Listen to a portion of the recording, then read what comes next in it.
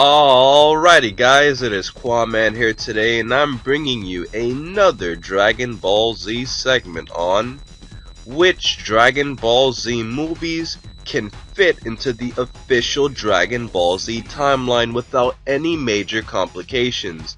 And this video was requested by another anonymous subscriber from my Ask.fm account, which you guys can ask me questions from, as I'll leave a link in the description to it.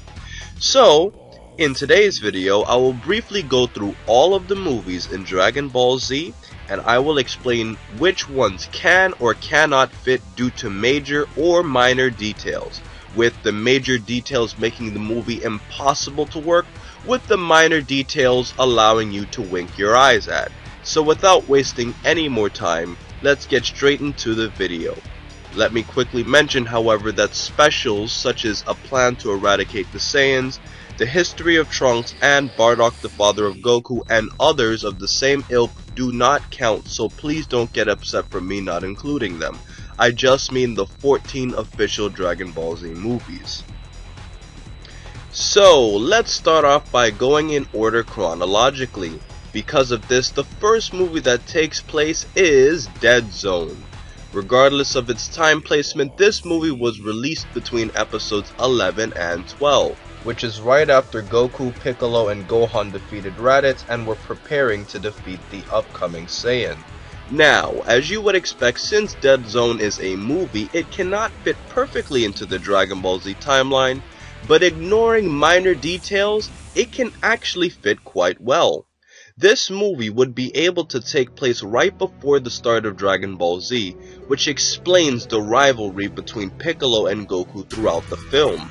The details that are inconsistent, however, with Dragon Ball Z includes the fact that if Piccolo and Goku were aware of Gohan's hidden power prior to Dragon Ball Z, then it should not have been such a shock when Gohan showed his power against Raditz, since he would have already used it against Garlic Jr. Another minor detail is the fact that the other Z fighters saw and recognized Gohan even though they met him for the first time in Dragon Ball Z. One last small detail that doesn't make sense is Goku commenting on Piccolo's weighted clothing in a film, but that also brings it up later in Dragon Ball Z when Goku also mentions it for the first time against Raditz, which is a little bit inconsistent. Despite these minor details, however, the movie fits in almost completely well. Now, let's move on to the next film featuring Dr. Wheelo in The World's Strongest.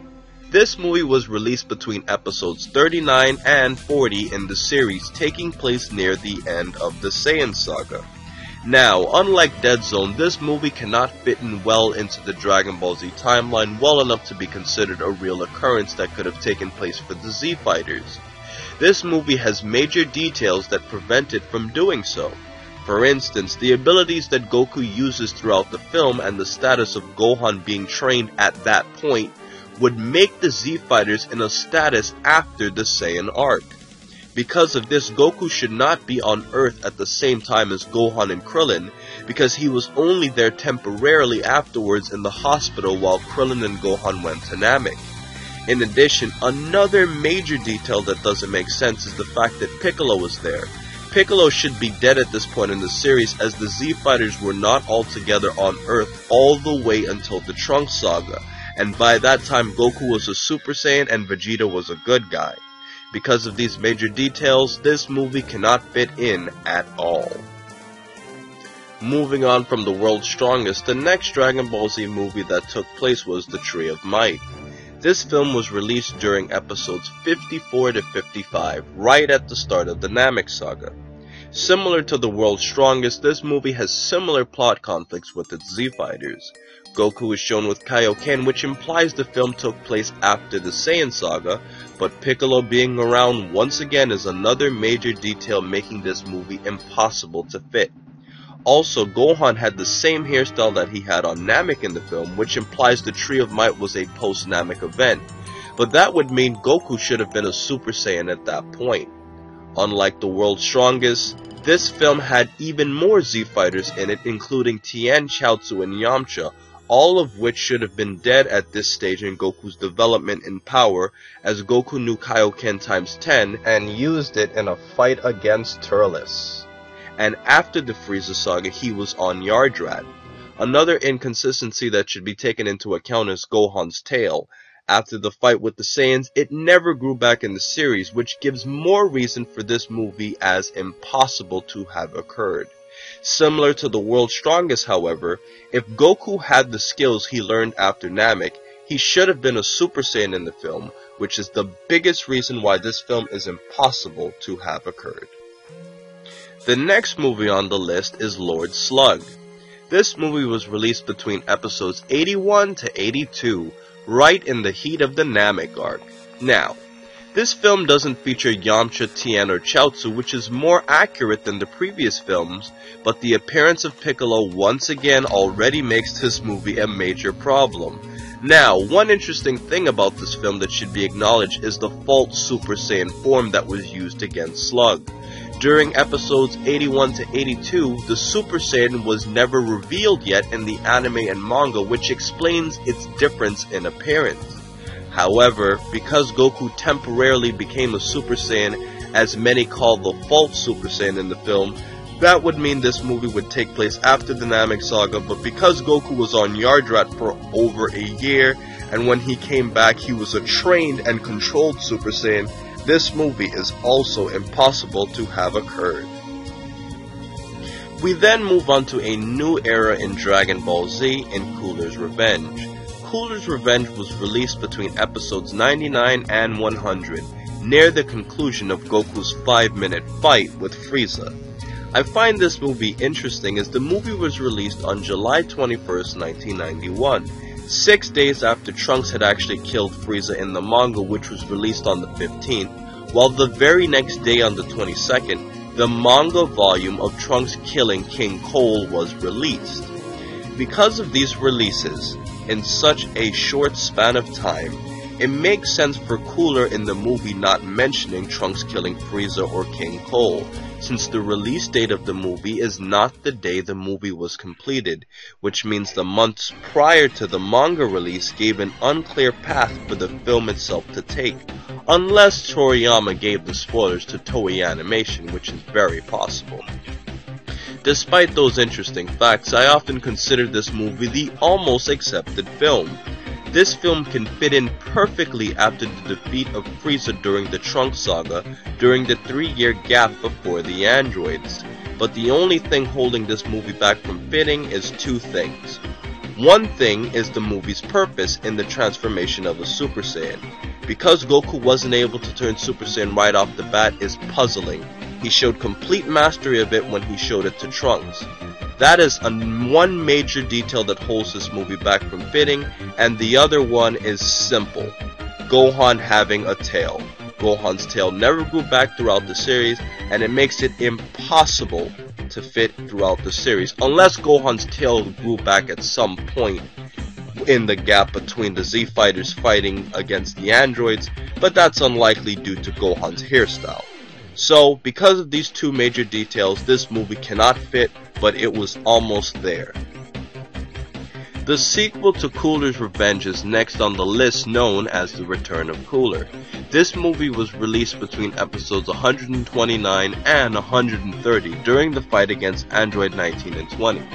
Because Goku is a Super Saiyan, the earliest this film could take place is during the 3-year gap between the androids. However, because Vegeta is a Super Saiyan causes major confusion. Goku and the rest of the Z Fighters never recognized Vegeta as a Super Saiyan at this point in the series, and it's unlikely that Vegeta would go on a trip with Goku before he fought against the androids, as a Super Saiyan. Because of that major detail, this movie cannot make any sense, since that 3-year gap would have been the only time where the Z Fighters would have had the time to travel to New Namek. Others speculate this movie took place in the 10-day gap before the Cell games, but that makes absolutely no sense because Trunks should have been there and Gohan would not have had the appearance that he had in Cooler's Revenge, since he too was a Super Saiyan at that point in the series. Unlike the previous movie, Cooler's Revenge, that could almost fit into the Dragon Ball Z timeline, this movie cannot fit in at all. primarily because of Super Saiyan Vegeta. One other detail that is inconsistent is how Goku knew where New Namek was, since he didn't know until the 10-day gap anyways, as told by King Kai. That makes this movie fall in between two different gaps, in the 3-year gap before the androids and the Cell game gap, which makes this movie impossible.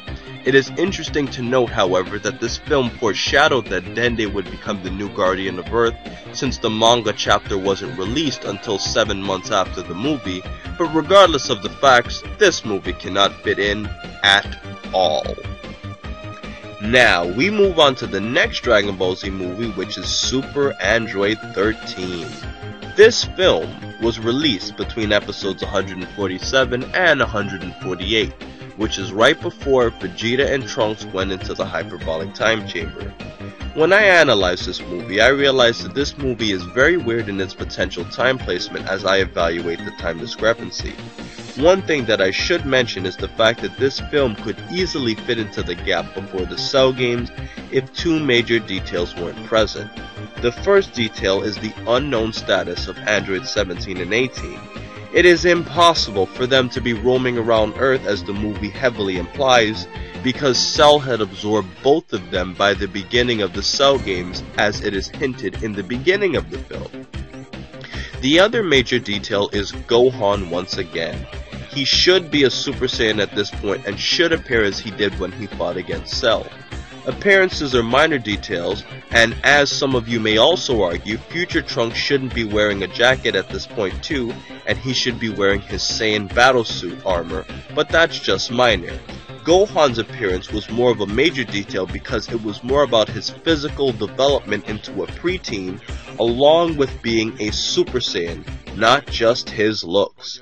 However, it is interesting that this movie hints at a what-if scenario in which Goku found a way to stop Android 17 and 18 along with Cell, and there was now peace on Earth, and he was just fighting against the remnants of Dr. Gero's androids.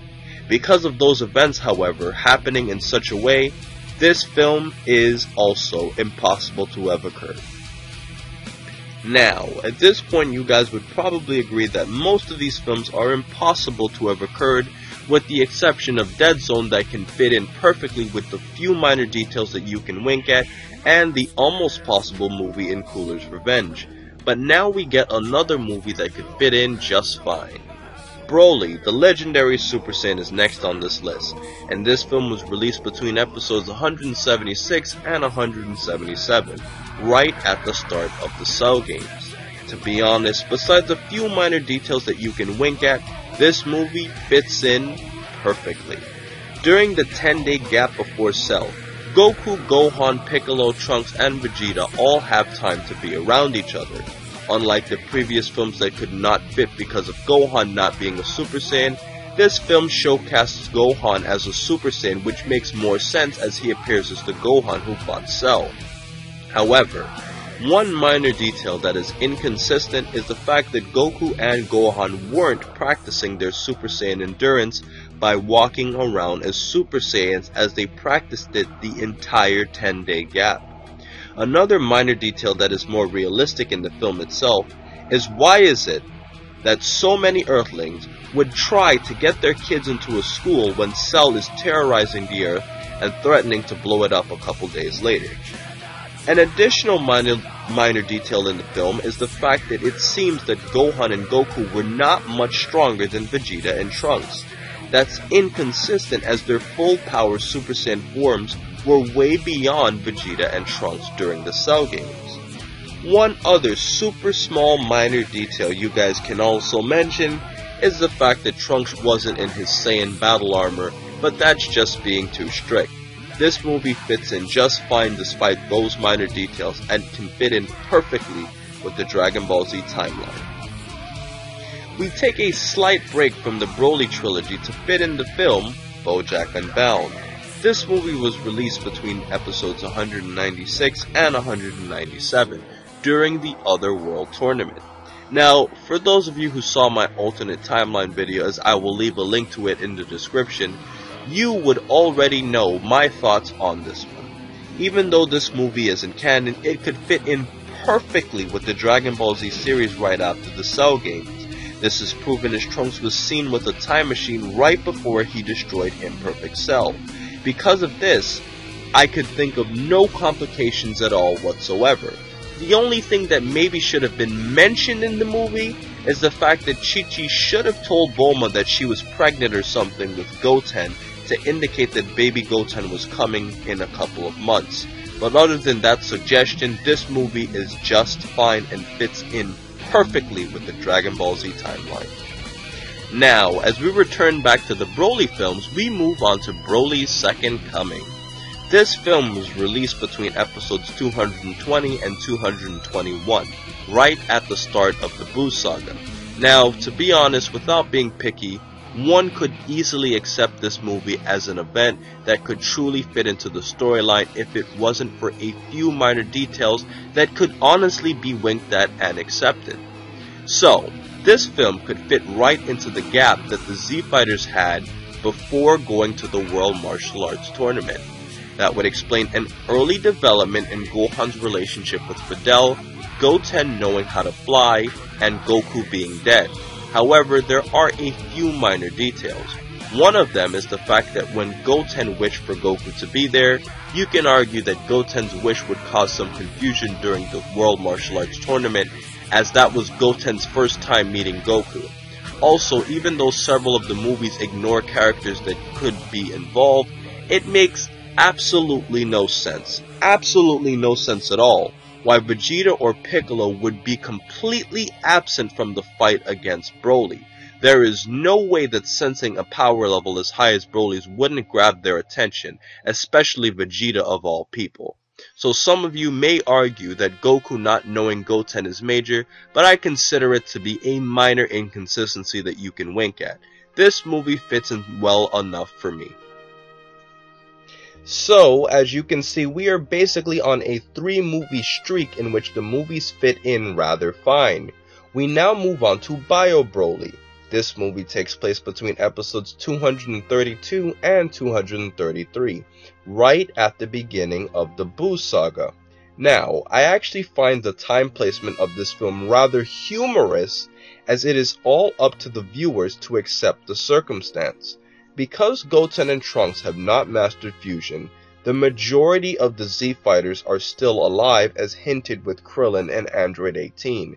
And because Goku, Vegeta, and Gohan aren't around, this movie can humorously take place between episodes 249 and 250.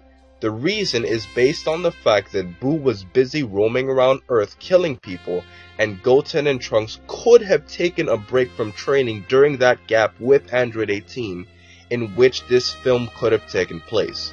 Doing so would explain Buu not being around, since Buu didn't appear at all in episode 250, since he was busy doing evil nonsense. So, it is up to you, my fellow viewers and subscribers. Do you believe that Goten and Trunks took a break, Lord Jaguar and his scientists were among the 1/3 of humans that were still left alive, and Android 18 all of a sudden decides to track down Hercule and get her money, and Majin Buu was completely ignored? If you believe all of those ifs could have taken place, then this movie fits in just fine. The placement isn't the problem, it's the likelihood of that event occurring with Buu around is the problem. Honestly, I don't accept this film only because I highly doubt that the presence of Buu could have anyone taking a break and looking so happy throughout the film as the Bio Broly arc took place. But that's just me. There is just too much to be ignored for me, but theoretically it could have happened perfectly fine, which makes this movie hilarious to discuss with you guys. Now, let's fusion Ha into the next movie, Fusion Reborn. This film was released between episodes 258 and 259, during the fight between Gotenks and Super Buu. Now, I cannot say the same for Fusion Reborn that I did for Bio Broly.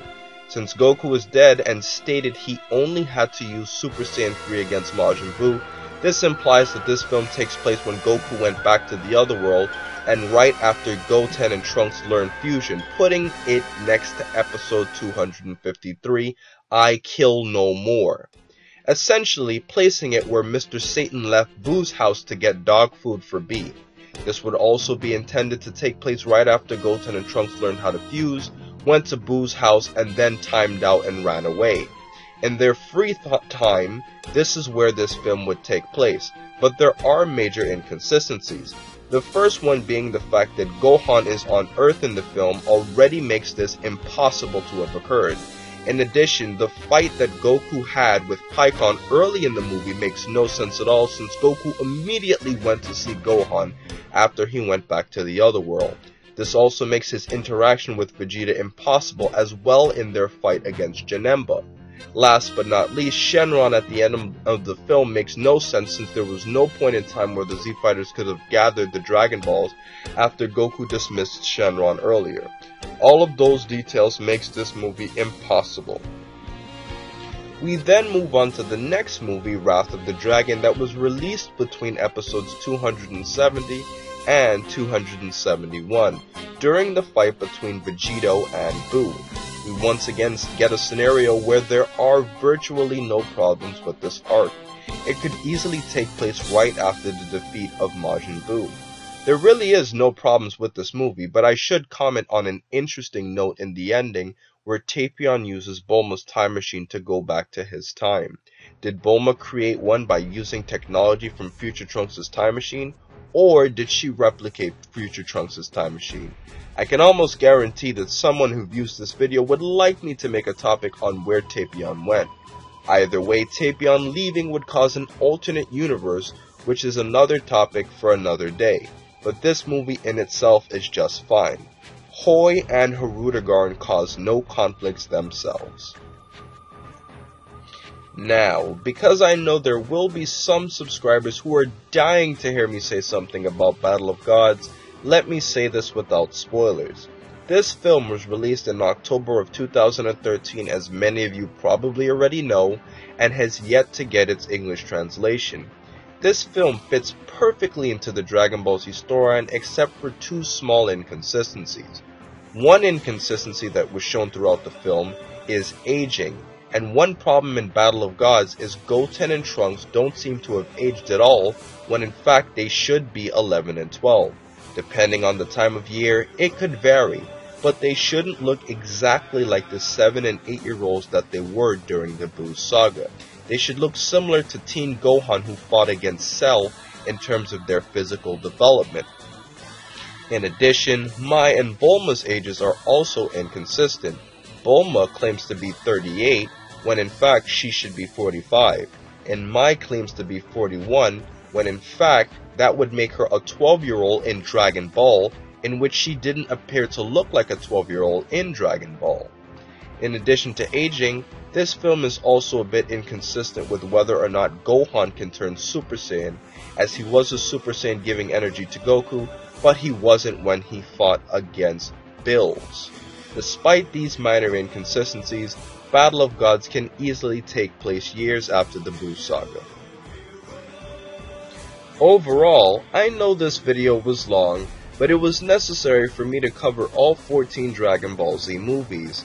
As you can see, out of the 14 movies, 6 fit in well enough, which includes Dead Zone, Broly the Legendary Super Saiyan, BoJack Unbound, Wrath of the Dragon, and Battle of Gods. I also added Broly's Second Coming to those 5 that fit well, since I honestly don't think that the Goten wishing for Goku inconsistency is enough to overrule the possibility of that event from ever happening, since everything else in the movie was consistent. Along with those 6 that fit, 2 are in limbo, which includes Cooler's Revenge and Bio Broly, which were almost good enough to fit. Cooler's Revenge only being inconsistent with Goku forgetting to turn Super Saiyan all of a sudden, and Gohan's tail. Bio Broly fits in perfectly fine chronologically, but it's hilarious to think that Goten, Trunks, and Android 18 would go through all of that in the middle of the Buu saga. The other 6 movies that include The World's Strongest, The Tree of Might, Lord Slug, The Return of Cooler, and Super Android 13 along with Fusion Reborn just don't make any sense at all. Analyzing all of these films, however, there is still a solid 6 that work, 2 that are in limbo, and another 6 that don't fit at all, which may not have been as bad as some of you would have expected. I did notice, however, that the newer movies were more consistent than the older ones, and you can argue that over time, Toei Animation gave more consideration into the time placements. Either way, none of these movies are canon besides Battle of Gods, which is not considered canon by the manga, but is considered a legitimate continuation of the series by some sources. So guys, that has been my video for today. Overall, I had a ton of fun making this video. I look forward to hearing your thoughts on facts that I may not have mentioned that could support or disprove on my list of movies that can fit or not. In addition to my video, please check out the older videos I mentioned in this video to get additional information on what I said before. Also, please check out Black & Fist's new video on additional news that has been released on Goku's mother, Gine. Please subscribe to his channel as he is my video partner and he is also my backup channel in case my channel ever gets taken down by YouTube. So it's really important to subscribe for his content and to also have my backup channel. But most importantly, over everything else, please remember to rate, comment, and subscribe. And remember, as I always say, to have a great day, guys.